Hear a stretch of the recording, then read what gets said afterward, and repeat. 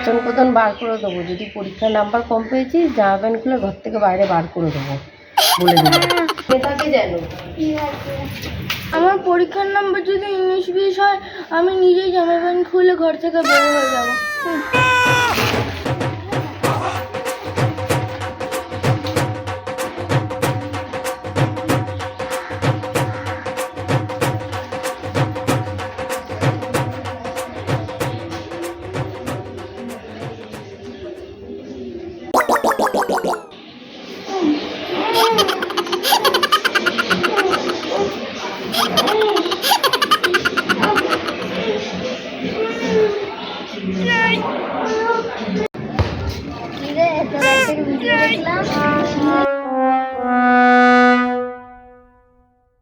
আরে না না এসব কিছু না,